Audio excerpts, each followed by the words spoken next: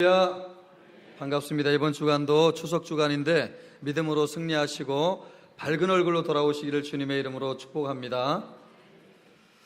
너는 복이 될지라 라고 하는 말씀으로 같이 하나님의 말씀을 보겠습니다. 하나님이 아브라함을 믿음의 조상으로 부르셨습니다.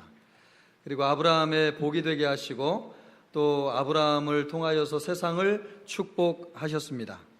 이것이 하나님이 세상을 축복하는 방법입니다. 오늘날도 하나님은 동일한 방법으로 세상을 축복하신다고 믿습니다. 우리를 복의 근원으로 삼으시고 우리를 통해서 세상을 축복하십니다. 우리는 하나님의 계획을 알아야 되겠습니다. 하나님은 우리만 잘 먹고 또 잘 살라고 부르신 것이 아닙니다. 우리를 통해서 세상을 축복하시기를 원하십니다. 우리는 세상에서 부름받은 하나님의 백성인 줄로 믿습니다. 또 동시에 우리는 세상으로 보냄받은 그리스도의 제자인 줄로 믿습니다. 우리가 교회 와서 은혜를 받고 또 하나님이 주시는 말씀을 받고 또 하나님의 축복을 받으면 세상으로 나아가서 세상의 축복이 되어야 될 것이고 또 세상의 등불이 되어야 될 것이고 세상의 소금이 되어야 될 줄로 믿습니다. 그래서 주님이 우리를 부르시는 것이죠. 더 중요한 사명은 어찌 보면 세상으로 나아가는 데 있다고 할 수 있겠습니다. 추석 명절을 앞두고 있는데 여러분이 많은 사람을 만나고 또 여러 장소를 방문할 것입니다. 여러분이 가는 것이지만 하나님이 여러분을 보내신 줄로 믿습니다. 여러분은 하나님의 보내심을 받고 가는 것이고 또 하나님을 대표해서 가는 것입니다. 그 자리에서 하나님의 복이 되기를 바라고 또 많은 사람을 주의 이름으로 축복하는 여러분이 되시기를 주님의 이름으로 축원합니다. 오늘 하나님의 말씀을 통해서 아브라함에게 주신 약속을 통해서 하나님이 세상을 축복하시기를 원하시는데요. 어떻게 세상을 축복하시기를 원하시는지 이 부분에 대해서 말씀을 같이 나누겠습니다. 먼저 하나님이 세상을 축복하시기를 원하시는데 믿음의 사람을 준비하십니다. 믿음의 사람을 먼저 준비하십니다. 하나님이 원대한 계획을 가지고 계세요. 그런데 그 원대한 계획을 이루시기 위해서 제일 먼저 하시는 것이 무엇이냐면 믿음의 사람을 준비하시는 일이었습니다. 창세기 12장 1절을 보면 여호와께서 아브라함에게 이르시되 너는 너의 고향과 친척과 아버지의 집을 떠나서 내가 내게 보여줄 땅으로 가라 이렇게 말씀하셨습니다. 하나님이 어느 날 아브라함을 찾아오셨습니다. 아브라함은 하나님이 누군지도 몰랐습니다. 하나님이 오셔서 너는 내가 지시할 땅으로 가라. 내 아버지의 집을 떠나고 또 고향을 떠나고 친척 집을 떠나서 내가 내게 지시할 땅으로 가라 이렇게 말씀하셨습니다. 이 한 절의 짧은 말씀에 믿음에 관한 놀라운 말씀이 숨겨져 있습니다. 첫째로 믿음의 주인은 하나님이시라고 하는 사실입니다. 하나님으로부터 아브라함으로부터 믿음이 시작되는 것이 아니라 하나님으로부터 믿음이 시작됩니다. 하나님이 아브라함을 믿음의 조상으로 부르셨는데 믿음의 조상인 아브라함은 본인이 믿음이 좋아서 믿음의 조상이 된 것이 아니고 하나님이 부르셨기 때문에 믿음의 조상이 되었습니다. 아브라함은 하나님을 위해서 아무것도 하지 않았습니다. 예배를 드린 것도 아니고 또 기도를 열심히 한 것도 아니고 금식 기도를 한 것도 아닙니다. 하나님께서 먼저 아브라함을 찾아오셨습니다. 그리고 그를 믿음의 사람으로 삼아 주셨습니다. 그러므로 믿음의 주인은 사람이 아니라 하나님이십니다. 믿음을 주시는 분도 하나님이십니다. 믿음이 없다고 염려하지 않기를 바랍니다. 왜 그렇습니까? 믿음은 하나님이 주셔야지 믿음이 생기는 것이지 사람이 노력이나 열심으로 믿음이 생기는 것이 아니기 때문에 그렇습니다. 믿음은 하나님이 주셔야 되는 겁니다. 그래서 믿음은 하나님의 은혜요 선물입니다. 너희가 그 은혜에 의하여 믿음으로 말미암아 구원을 받았으니 이것은 너희에게서 난 것이 아니요 하나님의 선물이라. 할렐루야. 믿음이 무엇입니까? 하나님의 전적인 은혜이고 하나님의 전적인 선물입니다. 하나님이 우리에게 믿음을 주심으로 믿음을 갖게 된 것이고, 그 믿음을 따라서 구원을 얻게 된 것이고, 그러므로 이 믿음과 구원은 하나님의 전적인 은혜라고 하는 사실입니다. 우리가 교회 나온 것 같아도 하나님이 이 자리에 나올 수 있도록 해주셨기 때문에 이 자리에 있는 줄로 믿습니다. 이 자리에 있다고 하는 것 무엇입니까? 하나님이 우리에게 믿음을 주셨다고 하는 증거인 줄로 믿습니다. 하나님이 믿음을 주셨기 때문에 우리가 주님 앞에 나온 것입니다. 이 믿음은 우리의 노력이나 열심으로 된 것이 아니고 하나님으로부터 시작된, 하나님이 주신 것이라고 하는 것이죠. 믿음에 관한 두 번째 놀라운 사실은 믿음은 떠날 때 시작된다고 하는 것입니다. 너는 너의 고향과 친척과 아버지의 집을 떠나라고 말씀하셨습니다. 믿음은 떠날 때 시작됩니다. 고향을 떠나는 것이고요, 또 친척을 떠나는 것이고 아버지의 집을 떠나는 것입니다. 그것이 믿음입니다. 고향과 친척과 아버지의 집이 무엇입니까? 거기에 의지할 부모님이 계십니다. 거기에 살 집이 있습니다. 어려울 때 도와줄 친척과 형제들이 거기에 머물러 있습니다. 내 배경과 실력과 인맥과 의지를 통해서 얼마든지 성공할 수 있는 장소가 친척과 고향과 아버지의 집입니다. 하나님이 그곳을 떠나라고 말씀하십니다. 그곳을 떠날 때 무엇이 시작되느냐? 믿음이 시작된다고 하는 것입니다. 그러므로 믿음이란 무엇인가? 떠나는 것입니다. 떠나지 않으면 믿음이 시작될 수 없는 것이죠. 야곱도 고향과 아버지의 집을 떠나서 하란으로 갈 때에 믿음이 시작되었습니다. 광야길에서 돌베개 베고 잘 때에 하나님이 그를 만나 주시고 그의 인생을 책임져 주신다고 말씀하실 때에 야곱의 마음속에 비로소 믿음이 시작되었습니다. 그리고 그의 인생이 믿음의 인생이 되었습니다. 요셉도 애굽의 노예로 팔려서 고향과 아버지의 집을 떠날 때에 믿음의 삶이 시작되었습니다.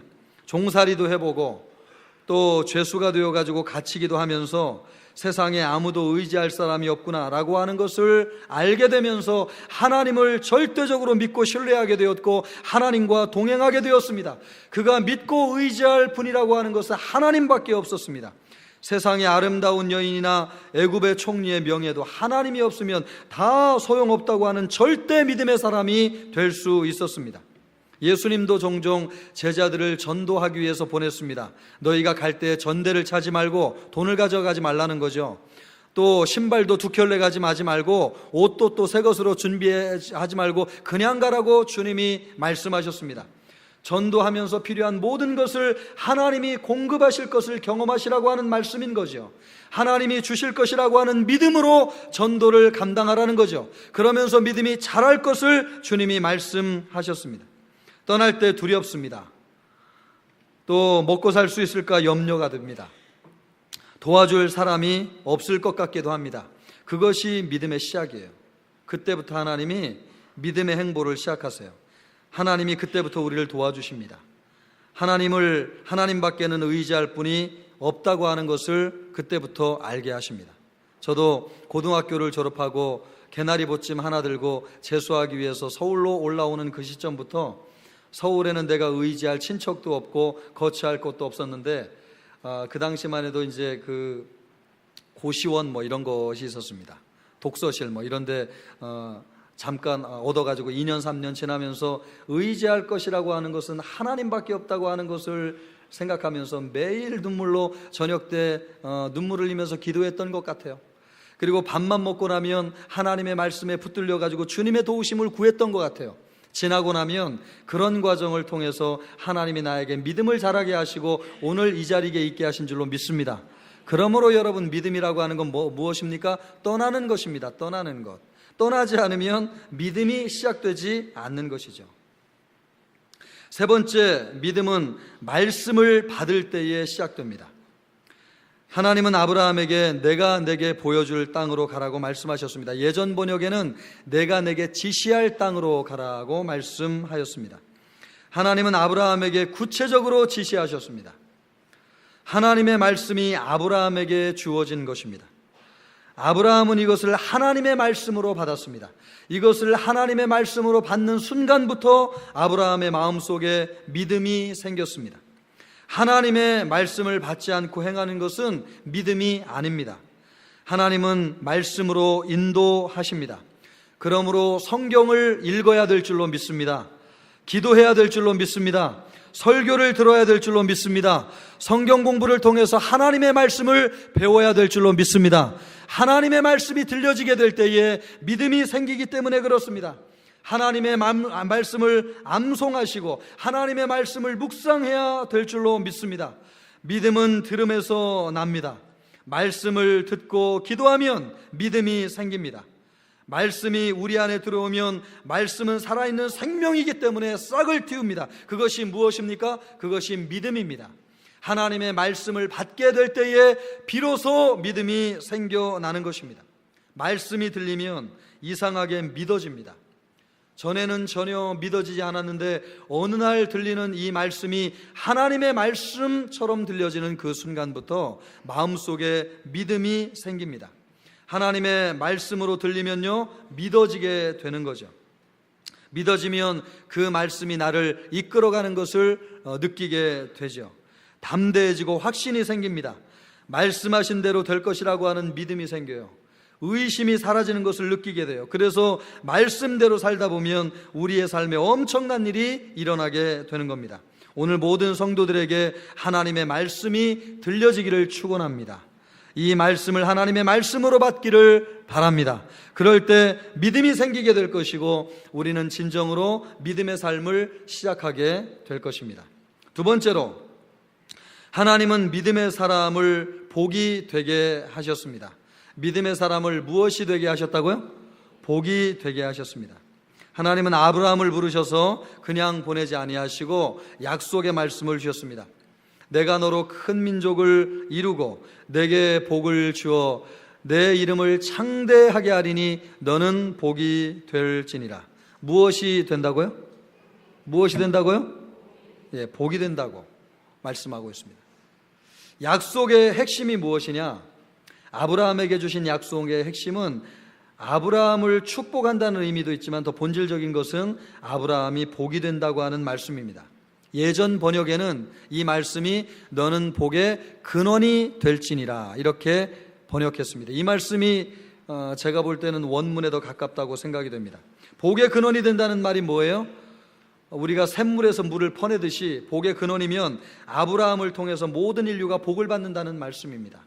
실제로 모든 인류가 복의 근원인 아브라함을 통해서 복을 얻었습니다. 하나님이 약속하신 대로 아브라함에게 큰 민족을 이루게 하셨습니다.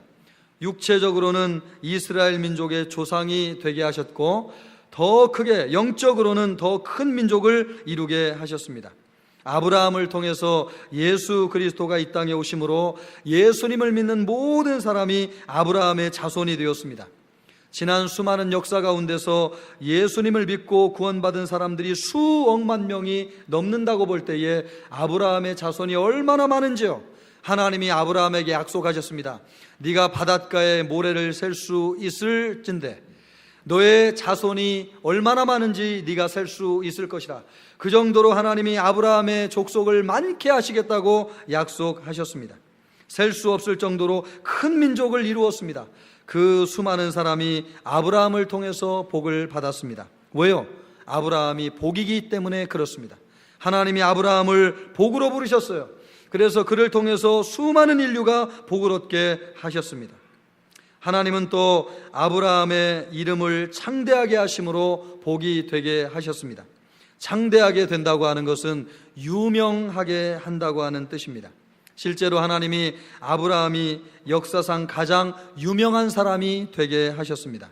그 이유가 무엇입니까? 하나님이 아브라함에게 복을 주셨기 때문에 그렇습니다. 하나님이 아브라함에게 복을 주셨어요.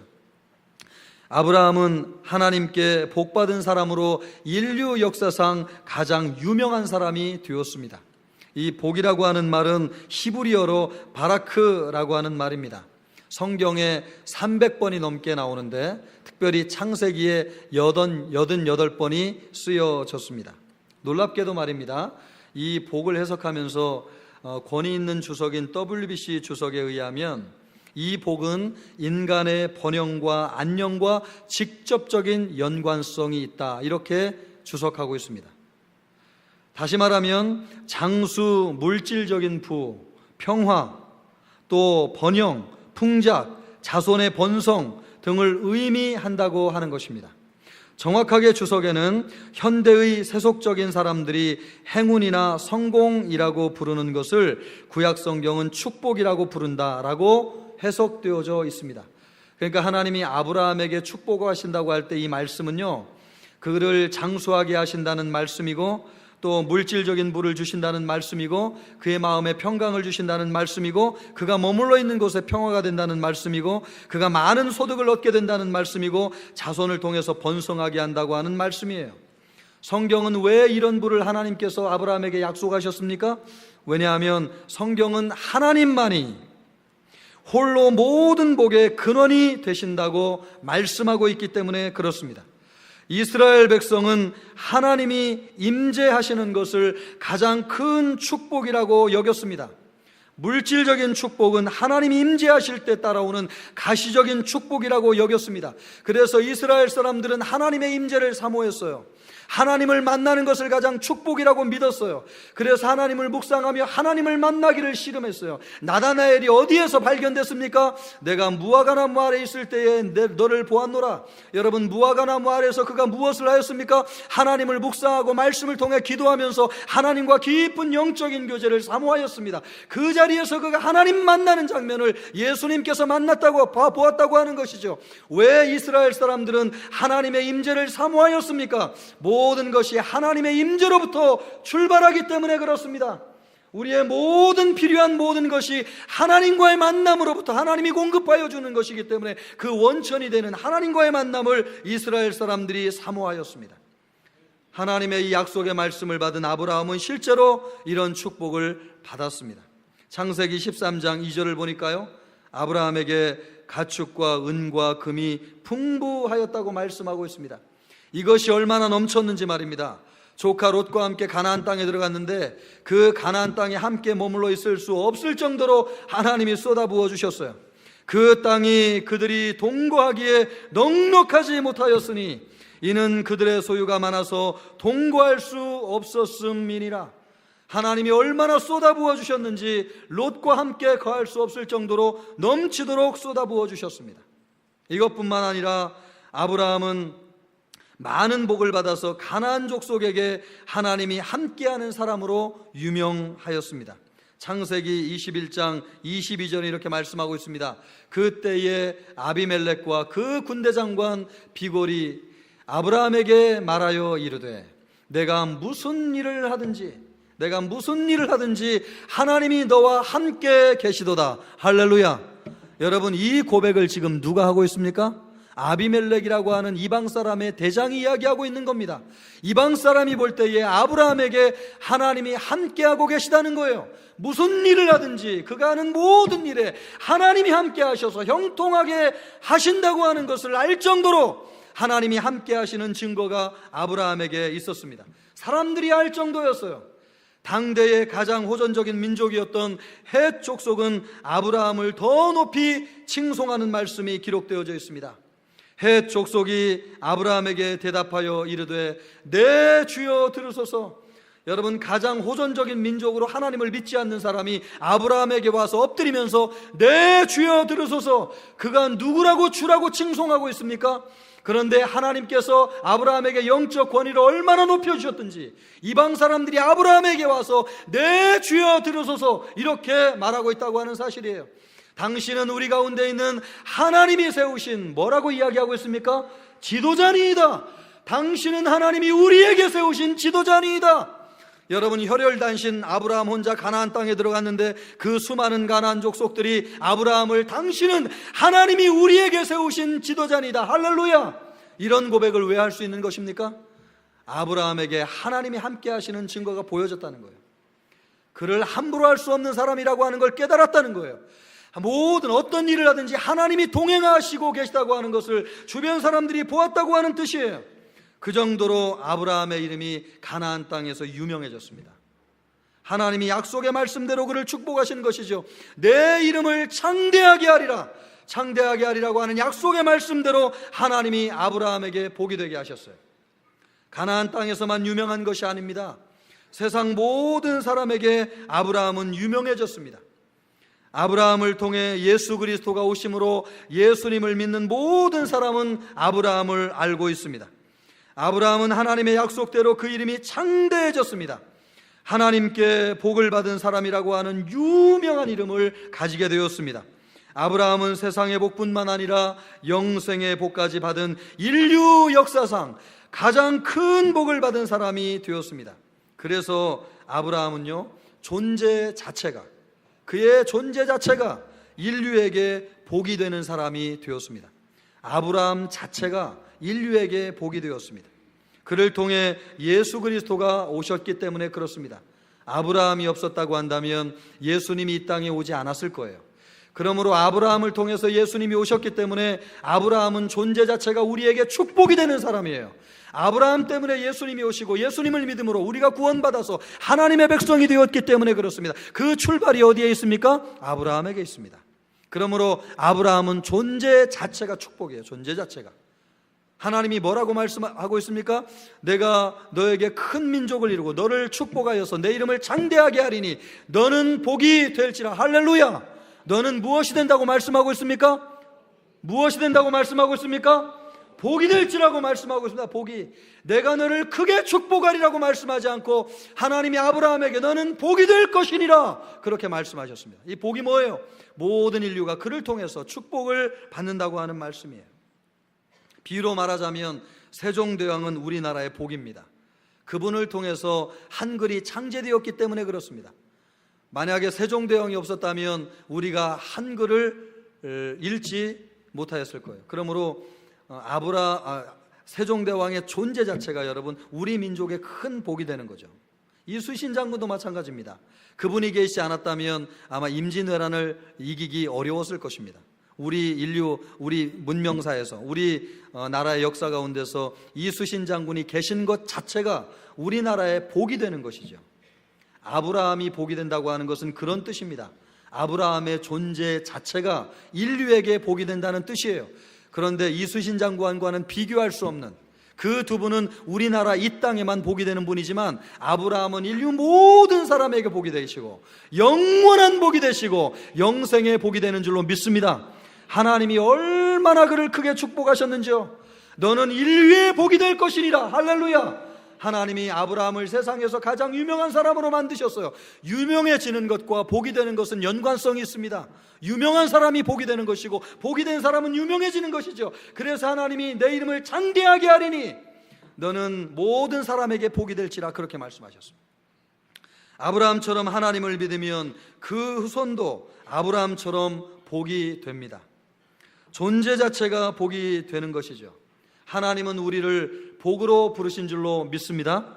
우리를 가정의 복으로 부르시고 우리를 사회의 복으로 부르시고 나라와 민족의 복으로 우리를 부르신 줄로 믿습니다. 우리가 있어서 가정이 행복하고요, 우리가 있어서 직장이 잘 되는 것이고요, 우리가 있어서 세상에 평화가 찾아오는 것인 줄로 믿습니다. 그것을 위해서 주님이 우리를 부르셨어요. 그러므로 여러분은 복인 줄로 믿습니다. 여러분은 하나님의 복입니다. 여러분 옆 사람에게 인사하세요. 당신은 하나님의 복입니다.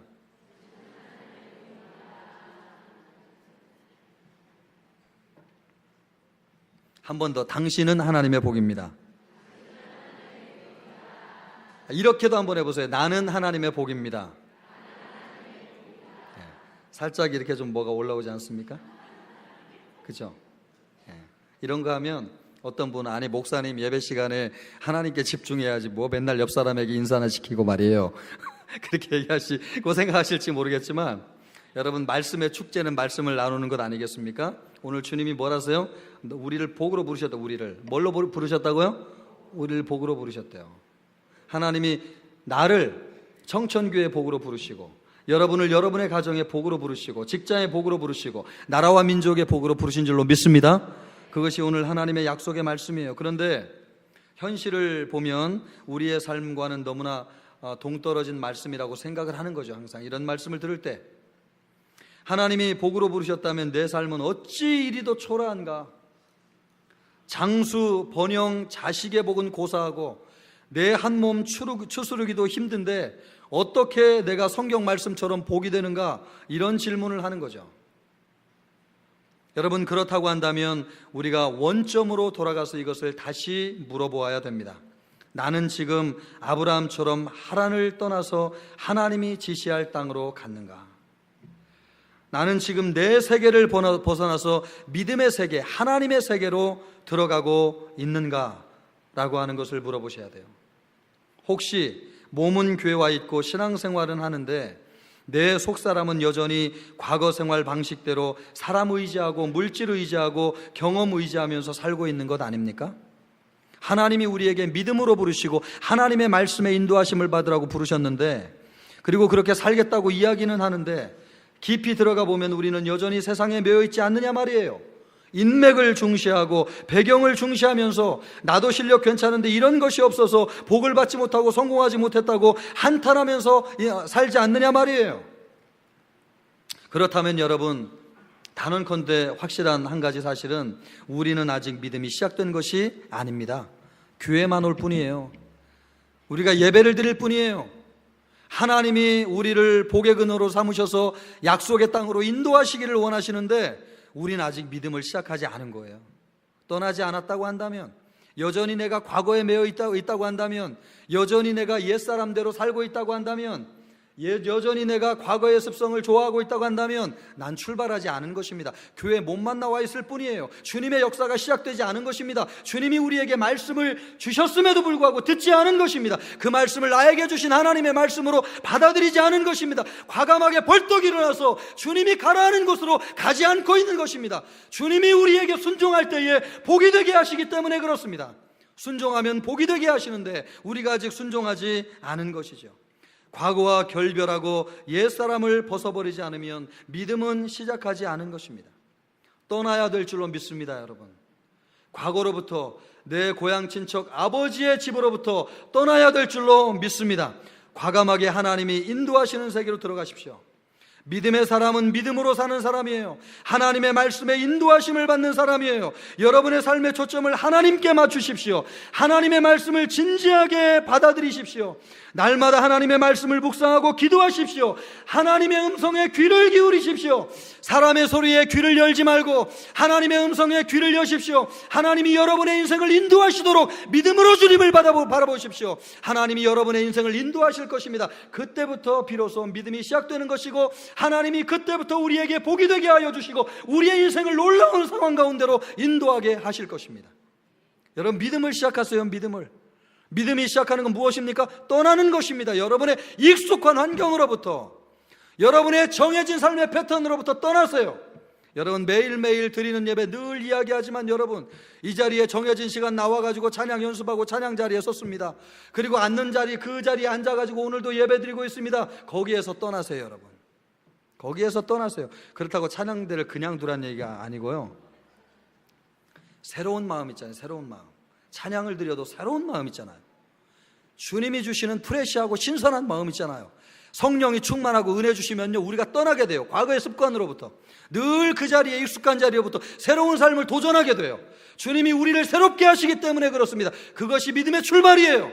우리 기독교인들이 떠나지 않기 때문에 주님이 우리에게 축복하시지 않는 거예요. 여러분, 이 시간 이후에 결단하시기를 바라고, 떠나기를 바라고, 말씀을 붙잡는 여러분이 되시기를 주님의 이름으로 축원합니다. 그러면 약속대로 주님이 행하실 거예요. 그러나 여러분, 오해하지 마십시오. 믿음으로 산다고 해서 근거 없이 무대뽀로 사는 것을 말하는 것은 아닙니다.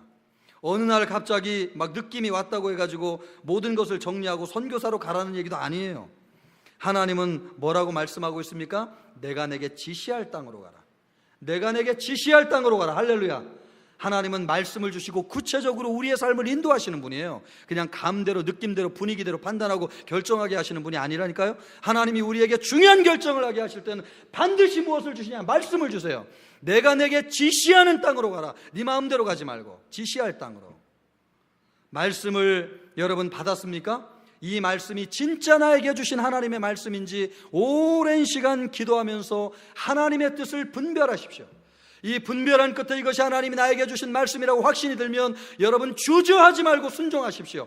순종하고 믿고 기다리십시오. 하나님이 그 뜻을 이루실 때까지 엎드려서 믿고 신뢰하면서 주님만 따라가기를 주님의 이름으로 축원합니다. 오늘 이 말씀이 여러분에게 주시는 하나님의 말씀으로 들려지기를 주님의 이름으로 축원합니다. 하나님이 우리를 이렇게 축복하시고 복이 되게 하시는 이유가 무엇입니까? 세 번째로, 하나님은 믿음의 사람을 통해서 세상을 축복하시기 때문에 그렇습니다. 하나님은 아브라함을 축복하셔서 복이 되게 하셨어요. 그런데 아브라함 혼자 잘 먹고 잘 살고 행복하고 부활하고 복을 주신 것이 아니었습니다. 하나님이 아브라함을 축복하신 이유에 대해서 오늘 3절에서 이렇게 말씀하고 있습니다. 너를 축복하는 자에게 내가 복을 내리고 너를 저주하는 자에게는 내가 저주하리니 땅의 모든 족속이 누구로 말미암아요? 누구로 말미암아요? 너로 말미암아 복을 얻을 것이니라. 여러분 여기 나를 넣어서 한번 넣어보세요. 모든 족속이, 같이 한번 읽어보세요. 모든 족속이 나로 말미암아 복을 얻을 것이니라. 할렐루야. 이것을 위해서 주님이 부르셨어요. 이것을 위해서 주님이 우리를 축복하세요. 너를 축복하는 자에게는 복을 내리고 내가 너를 저주하는 자에는 저주하리니. 이 뭐예요? 하나님이 우리에게 영권을 주신다는 것 아닙니까? 믿지 않는 사람들이 감히 우리를 어찌할 수 없는 영적 권세와 권위를 주신다는 거죠. 영적 권위를. 그래서 우리를 축복하는 자를 하나님이 책임지고 축복하시고, 우리를 위협하거나 우리를 저주하는 자로부터 하나님이 우리를 철저하게 막아주셔서 우리의 영권과 안전을 지켜주시겠다고 하는 말씀이에요. 하나님이 주시는 복은요, 물질적인 복도 있지만 영적인 복도 있습니다. 이런 복을 우리에게 주시는 이유가 뭐예요? 모든 족속이 너로 말미암아 복을 얻을 것이니라. 할렐루야. 하나님이 우리에게 이런 복을 주시는 것은 우리에게 주신 복으로 말미암아 세상을 축복하기를 주님이 원하시기 때문에 그렇습니다. 그러므로 오늘 이 말씀은 두 가지의 약속을 담고 있는데, 정리하면 첫째는 세상에 복이 되게 하신다는 뜻이에요. 우리를 세상에 복이 되게 하신다는 뜻이고, 두 번째는 그 복으로 세상을 축복하게 하신다고 하는 뜻입니다. 하나님은 이 두 가지 약속을 동시에 주셨어요. 그런데 사람들은 앞쪽의 약속을 더 좋아할까요? 뒤쪽의 약속을 더 좋아할까요? 둘 다 좋아하십니까? 그러기를 바라는데요, 대부분의 사람들은 앞에 있는 약속을 더 좋아해요. 하나님 나에게 복을 주십시오. 내가 복이 되게 하십시오. 넘치게 하옵소서. 이런 기도를 많이 하는데 두 번째 약속은 간과할 때가 많아요. 하나님이 앞에 약속을 주시는 것은 전제예요. 너 그 복 가지고 세상을 축복하고 열방을 축복하고 많은 사람에게 복이 될지라. 그러기 위해서 주님이 첫 번째 약속을 우리에게 주신 것입니다. 그래서 번성하게도 하시고 장수하게도 하시고 부하게도 하세요. 이스라엘 백성이 왜 가나안 땅에서 쫓겨났습니까? 예레미야 27장 5절 6절을 보면 알 수 있습니다. 나는 내 큰 능력과 나의 쳐든 팔로, 우리 같이 한번 읽어볼까요? 시작. 나는 내 큰 능력과 나의 쳐든 팔로 땅과 지상에 있는 사람과 짐승들을 만들고 내가 보기에 옳은 사람에게 그것을 주었노라. 이제 내가 이 모든 땅을 내 종 바벨론의 왕 느부갓네살 손에 주고 또 들짐승들을 그에게 주어서 섬기게 하였나니. 하나님은 큰 권능으로 말입니다, 지구를 창조하시고 지구 안에 있는 인간과 짐승들을 만드셨습니다. 그런데 그것을 누구에게 주셨느냐? 하나님이 보시기에 옳은 사람에게 그것을 주셨어요. 하나님이 보시기에 옳은 사람이 창세기 12장에 누구입니까? 아브라함과 이스라엘 족속이죠. 아브라함과 이스라엘 족속에게 가나안 땅, 약속의 땅을 맡기셨어요. 그런데 예레미야가 지금 예레미야를 통해서 하나님이 무슨 말씀을 하고 있습니까? 하나님께서 그 약속의 땅을 이스라엘 백성들에게서 빼앗아서 지금 누구에게 주겠다고 말씀하는 거예요? 바벨론 왕 느부갓네살에게 주겠다고 말씀하고 있는 것입니다. 왜 그렇습니까? 하나님이 이스라엘 백성들에게 주신 두 가지 약속을 이스라엘 백성들이 시행하지 아니함으로 자격을 상실하였기 때문에 그렇습니다.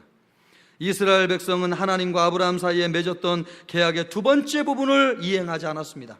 모든 족속을 축복하도록 하나님께서 아브라함과 그 민족에게 복을 주셨는데, 하나님으로부터 약속대로 복을 받은 이 민족이 열방과 세계 민족을 축복하지 아니하고 우상 숭배에 빠져서 부정적인 영향을 받아서 하나님을 떠난 삶을 살게 되었기 때문에 그렇습니다. 그래서 약속의 땅을 하나님이 약속의 땅 가나안을 이스라엘 민족에게서 뺏어서 지금 다른 사람에게 주겠다고 말씀하고 있는 것입니다. 여러분, 이것이 우리에게 주시는 하나님의 말씀이 아닌가 싶어요. 내 삶과 우리 교회와 우리 민족에게 주는 말씀이 아닌가 싶어요. 왜 이렇게 경제적으로 힘든 거예요? 한때는 정말 너무 잘 나가고 경제 성장이 그렇게 잘 되던 이 나라가 왜 이렇게 정체되고 있는 것입니까? 하나님이 한때는 내 삶을 그렇게 쏟아부어 주셨는데 어느 시점부터인가 왜 내 삶이 스탑이 된 것이죠? 왜 여러분이 머물고 있는 직장에 한때는 잘 되다가 어느 순간부터 길이 막혀가지고 오갈 데가 없게 된 것입니까? 주님이 우리에게 복을 주신 줄로 믿습니다. 그런데 여러분, 주님이 우리에게 주신 복을 나누었습니까? 열방을 위해서 그 복을 사용하셨습니까? 예수님 이후에 세상 역사를 보면 영적인 영토와 물리적인 영토가 비례한다고 하는 것을 알 수 있습니다. 하나님은 영적인 영토가 넓을수록 물리적인 영토를 넓혀주셨습니다. 영국이 가장 넓은 땅을 차지하고 있을 때는 세계 선교를 가장 많이 하던 때였습니다. 영적인 영향력을 강하게 미칠수록 하나님은 물리적인 영토를 확장시켜 주셨습니다. 우리나라도 말입니다. 외교적으로 가장 많은 수교국을 가질 때에는 교회 부흥과 선교가 활발하게 이루어진 때였습니다. 외교관으로부터 제가 직접 들었는데 우리나라 이 여권을 사람들이 얼마나 좋아하는지, 이것을 세계 나가면 이것을 훔쳐가려고 얼마나 애쓰는지요. 우리나라 여권이 있으면 가지 못하는 나라가 없을 정도로 한때는 미국보다도 더 인기 있는 여권이었습니다. 하나님이 그렇게 모든 나라에 드나들 수 있도록 문을 열어주신 게 뭐예요? 영적인 영토를 확장하기 위해서 기도하는 민족에게 물리적인 영토를 확장시켜주는 것입니다. 러시아와 중국 같은 공산권 복음화를 위해서 한국교회가 얼마나 눈물을 흘리며 기도했습니까? 놀랍게 그때 그 나라에 들어갈 수 있는 길을 열어주셨고 경제 교류가 시작되었습니다. 그래서 십수년 동안 중국을 통해서 이 나라가 얼마나 물리적인 영향을 많이 받고 잘 먹고 잘 사는 나라가 되었습니까? 하나님은 영적인 영토를 확장하기 위해서 기도할 때에 물리적인 영토를 넓혀주셔요. 이것이 하나님이 세상을 경영하는 원칙이에요. 하나님이 지도자를 세우고 하나님이 어떤 사람을 세울 때에 아주 중요하게 생각하는 그것이라는 것입니다. 하나님이 이 자리에 세워주시고 하나님이 여러분을 가장으로 삼아주시고 여러분의 삶의 자리에 세워주신 이유가 뭐예요? 영적인 영토를 확장함으로 하나님께서 여러분을 세상을 축복하는 도구로 사용하시기를 원하기 때문인 줄로 믿습니다. 하나님이 왜 여러분에게 복을 주셨습니까? 하나님이 여러분을 통해서 가정과 사회와 나라와 민족을 축복하기를 원하십니다. 하나님은 우리가 이 지역에 있기 때문에 지역 주민들이 복을 받기를 바라십니다. 여러분의 지역이 새로워지기를 바라고, 여러분이 살고 있는 아파트 단지가 밝아지기를 바라고, 여러분의 직장과 회사가 잘 되기를 주님이 축복하시는 줄로 믿습니다. 그래서 여러분이 그 자리에서 복이 되도록 하나님이 여러분을 부르신 것입니다. 여러분이 어디에 있든지 누구를 만나든지 복으로 하나님이 세우셨습니다. 그 이유가 뭐예요? 여러분을 통해서 세상을 축복하시고 다른 사람을 축복하시기를 원하시기 때문에 그렇습니다. 오늘 이 말씀을 세 가지로 적용할 수 있다고 봅니다. 첫째, 이번 주간이 추석 명절입니다. 고향을 가거나 친척을 만날 것입니다. 여러분은 하나님의 복으로 가는 것입니다. 제가 여러분에게 특별히 권면드리기를 원하는 것은 가능하면 빈손으로 가지 않기를 주님의 이름으로 축원합니다. 하나님이 나에게 주신 복 가운데서 일부를 여러분 형제들에게, 친척들에게 나누십시오. 수입이 너무 없어서 빈손으로 갈 수밖에 없어도 괜찮습니다. 하나님은 물질적인 복만 주신 것이 아니라 영적인 복도 주셨기 때문에 그렇습니다. 몸으로 섬기면서요, 눈에 보이는 이웃과 친척들을 축복하십시오. 한 사람 한 사람을 가슴에 품고 기도로 그들을 축복하십시오. 하나님이 나에게 주신 영적인 권위를 가지고 그들을 위해서 기도하게 될 때에 그들에게 하나님이 복을 내리기를 축복하고 그들을 통하여 영적인 영토가 확장되기를 축복하는 우리 모든 성도들이 되기를 주님의 이름으로 축원합니다. 두 번째로 적용할 수 있는 것은 10월 8일이 바자회가 있습니다. 새생명 전도잔치를 준비하면서 태신자들이 편하게 교회에 방문할 수 있도록 하는 것이 첫 번째 목적이고, 두 번째는 수익금으로 어려운 분들을 섬기는 것입니다. 집집마다 살펴보면 괜찮은 물건인데 쓰지 않는 물건이 반드시 있을 것입니다. 그래서 그 물건을 여러분의 가정에 미리 보내주신 줄로 믿습니다. 하나님이 여러분의 가정에 있는 쓰지 않는 좋은 물건들을 다 가지고 오셔서 이웃과 함께 나눔으로 그들에게 축복이 되도록 여러분 나눌 수 있기를 주님의 이름으로 축복합니다. 그것을 통해서 많은 사람이 기뻐하게 될 것입니다. 그리고 세 번째로 새생명 전도잔치를 준비하고 있습니다. 가장 큰 축복은 복음을 전하는 것이고 영생을 선물하는 것인 줄로 믿습니다. 이 영생의 복을 받기만 하면 모든 것이 이루어지게 될 것입니다. 여러분이 가진 복으로 사람들을 축복하십시오. 오늘 2차 태신자 작정을 바로 이후에 하게 될 것입니다. 믿음으로 태신자의 이름을 올려드리십시오. 하나님은 영적인 지경과 영토를 넓히는 사람에게 물리적인 영역을 넓혀주실 것입니다. 영적인 영토를 넓히십시오. 부평과 인천을 품고 기도하면서 이 지역이 복음화될 수 있기를 기도할 때에 하나님이 우리 지역을 우리에게 허락하여 주심으로 하나님의 나라를 이루어 가시게 될 것입니다. 우리 모두에게 그와 같은 은혜가 충만하기를 우리 주님의 이름으로 축원합니다. 이 시간 우리 주보 사이에 있는 간지를 보시면 태신자 작전 카드가 있습니다. 여러분 다 한번 꺼내보세요. 거기에 여러분 영적인 지경을 넓힌다고 하는 믿음으로 태신자의 이름을 기록해 보십시오. 하나님이 나에게 떠올려 주시는 이름이 있을 것입니다. 제가 한번 기도하고 태신자 작정을 하도록 하겠습니다. 하나님 아버지, 오늘 이 시간 주신